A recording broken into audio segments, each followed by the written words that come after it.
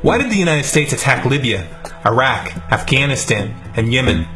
Why are U.S. operatives helping to destabilize Syria?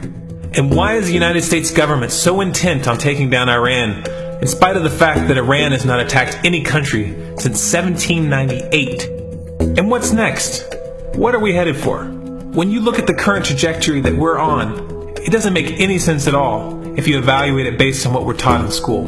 And it doesn't make any sense if you base your worldview on the propaganda that the mainstream media tries to pass off as news. But it makes perfect sense once you know the real motives of the powers that be.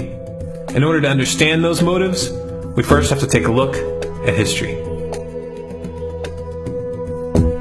In 1945, the Bretton Woods Agreement established the dollar as the world reserve currency, which meant that international commodities were priced in dollars. The agreement, which gave the United States a distinct financial advantage, was made under the condition that those dollars would remain redeemable for gold at a consistent rate of $35 per ounce. The United States promised not to print very much money, but this was on the honor system, because the Federal Reserve refused to allow any audits or supervision of its printing presses.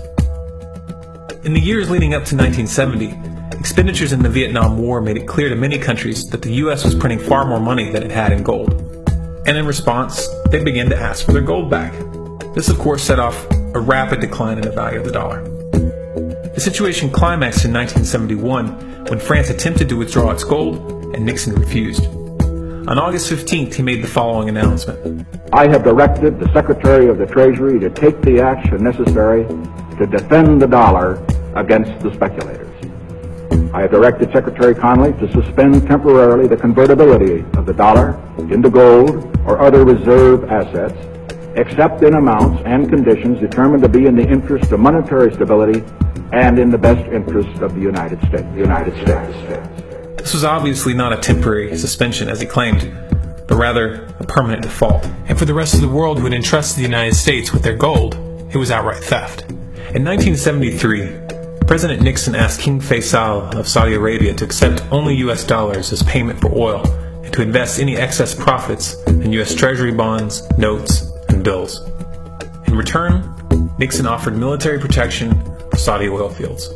The same offer was extended to each of the world's key oil-producing countries, and by 1975, every member of OPEC had agreed to only sell their oil in U.S. dollars. The act of moving the dollar off of gold and tying it to foreign oil instantly forced every oil-importing country in the world to start maintaining a constant supply of Federal Reserve paper. And in order to get that paper, they would have to send real physical goods to America. This was the birth of the petrodollar. Paper went out, everything America needed came in, and the United States got very, very rich as a result. It was the largest financial con in recorded history.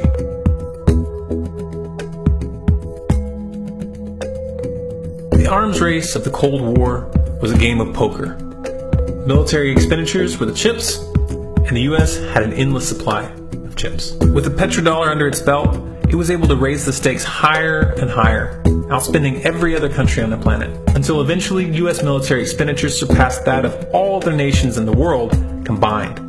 The Soviet Union never had a chance. The collapse of the communist bloc in 1991 removed the last counterbalance to American military might. The United States was now an undisputed superpower with no rival. Many hoped that this would mark the beginning of a new era of peace and stability. Unfortunately, there were those in high places who had other ideas. Within that same year, the U.S. invaded Iraq in the First Gulf War. And after crushing the Iraqi military and destroying their infrastructure, including water purification plants and hospitals, crippling sanctions were imposed which prevented that infrastructure from being rebuilt. These sanctions, which were initiated by Bush Sr. and sustained throughout the entire Clinton administration, lasted for over a decade and were estimated to have killed over 500,000 children. The Clinton administration was fully aware of these figures. We have heard that 500,000 children have died. I mean, that's more children than died in Hiroshima. And you know, is the price worth it? I think this is a very hard choice, but we think the price is worth it. Ms. Albright, what exactly was it that was worth killing 500,000 kids for? In November of 2000, Iraq began selling its oil exclusively in euros. This was a direct attack on the dollar and on U.S. financial dominance, and it wasn't going to be tolerated. In response, the U.S. government, with the assistance of the mainstream media, began to build up a massive propaganda campaign claiming that Iraq had weapons of mass destruction and was planning to use them. In 2003, the U.S. invaded, and once they had control of the country, oil sales were immediately switched back to dollars. This is particularly notable due to the fact that switching back to the dollar meant a 15 to 20% loss in revenue due to the euro's higher value. It doesn't make any sense at all unless you take the petrodollar into account. So I came back to see him a few weeks later, and by that time we were bombing in Afghanistan. I said, "Are we still going to war with Iraq?" And he said, "Oh, it's worse than that."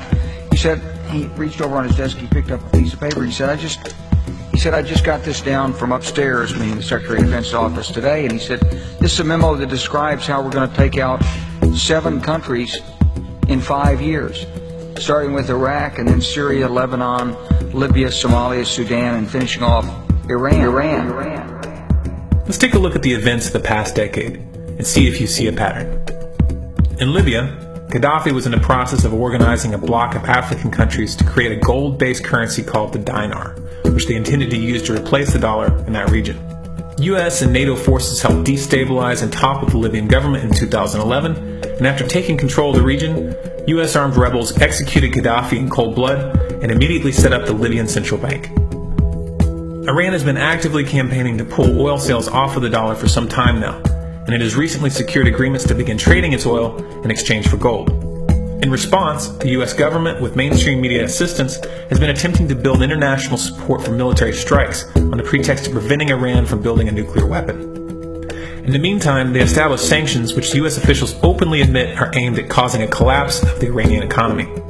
Syria is Iran's closest ally, and they are bound by mutual defense agreements. The country is currently in the process of being destabilized with covert assistance from NATO, and though Russia and China have warned the United States not to get involved, the White House has made statements within the past month indicating that they are considering military intervention. It should be clear that military intervention in Syria and Iran isn't being considered. It's a foregone conclusion, just as it was in Iraq and Libya. The U.S. is actively working to create the context which gives them the diplomatic cover to do what they already have planned. The motive for these invasions and covert actions becomes clear when we look at them in their full context and connect the dots. Those who control the United States understand that even if a few countries begin to sell their oil in another currency, it will set off a chain reaction and the dollar will collapse. They understand that there is absolutely nothing else holding up the value of the dollar at this point, and so does the rest of the world. But rather than accepting the fact that the dollar is nearing the end of its lifespan, the powers that be have made a calculated gambit. They have decided to use the brute force of the U.S. military to crush each and every resistant state in the Middle East and Africa. That in itself would be bad enough, but what you need to understand is that this is not going to end with Iran. China and Russia have stated publicly and on no uncertain terms that they will not tolerate an attack on Iran or Syria. Iran is one of their key allies, one of the last independent oil producers in the region, and they understand that if Iran falls, then they will have no way to escape the dollar without going to war. And yet the United States is pushing forward in spite of the warnings. What we are witnessing here is a trajectory that leads straight to the unthinkable. It's a trajectory that was mapped out years ago in full awareness of the human consequences. But who was it that put us on this course? What kind of psychopath is willing to intentionally set off a global conflict that will lead to millions of deaths just to protect the value of a paper currency? It obviously isn't the president. The decision to invade Libya, Syria, and Iran was made long before Obama had risen to the national spotlight. And yet, he's carrying out his duty just like the puppets that preceded him. So who is it that pulls the strings? Often the best answer to questions like this are found by asking another question. Qui bono? Who benefits? Obviously, those who have the power to print the dollar out of thin air have the most to lose if the dollar were to fall. And since 1913, that power has been held by the Federal Reserve. The Federal Reserve is a private entity owned by a conglomerate of the most powerful banks in the world. And the men who control those banks are the ones who pull the strings. To them, this is just a game. Your life and the lives of those you love are just pawns on their chessboard. And like a spoiled 4-year-old who tips the board onto the floor when they start to lose, the powers that be are willing to start World War III to keep control of the global financial system. Remember that when these wars extend and accelerate. Remember that when your son or your neighbor's son comes back home in a flag-draped coffin. Remember that when they point the finger at the new boogeymen, because the madmen who are running this show will take this as far as you allow them to. So how much time do we have left? It's a question I hear constantly, but it's the wrong question. Asking how much time we have left is a passive posture. It's the attitude of a prisoner who's waiting to be taken out to a ditch and shot in the back of the head. What are our chances? Can we change course? Also the wrong question. The odds don't matter anymore. If you understand what we're facing, then you have a moral responsibility to do everything in your power to alter the course that we're on, regardless of the odds. It's only when you stop basing your involvement on the chances of success that success actually becomes possible. To strip the ill-begotten power from the financial elites and to bring these criminal cartels to justice will require nothing less than a revolution. The government is not going to save us. The government is completely infiltrated and corrupt to the core. Looking to them for a solution at this point is utterly naive. There are 3 stages of revolution, and they are sequential. Stage 1 is already underway. Stage 1 is the ideological resistance. In this stage, we have to actively work to wake up as many people as possible about what is happening and the direction we're headed. All revolutions originate from a shift in the mindset of the population, and no other meaningful resistance is possible without it. Success in this stage of the game can be measured by the contagion of ideas. When an idea reaches critical mass, it begins to spread on its own and seeps into all levels of society. In order to achieve that contagion, we need more people in this fight. We need more people speaking out, making videos, writing articles, getting this information onto the national and international stage. And we especially need to reach the police and the military. Stage 2 is civil disobedience, also known as nonviolent resistance. In this stage, you put your money where your mouth is, or more accurately, you withhold your money and your obedience from the government, and you do everything in your power to bring the gears of the state to a halt. Practiced in mass, this method alone is often enough to bring a regime to its knees. However, if you fail at this stage, Stage 3 is inevitable. Stage 3 is direct physical resistance. Direct physical resistance is the last resort, and it should be avoided and delayed as long as possible. And it should only be invoked after all other options have been thoroughly exhausted. There are those who talk tough and claim that they will resist when the time comes. But what those people fail to realize is that if you are inactive during the first 2 stages and save your efforts for the last resistance, then you will fail. When the Nazis were moving door to door, dragging people out of their homes in Germany, that was the time to fight back physically. But due to the lack of ideological resistance and civil disobedience leading up to that moment, even an armed uprising would have likely failed at that point.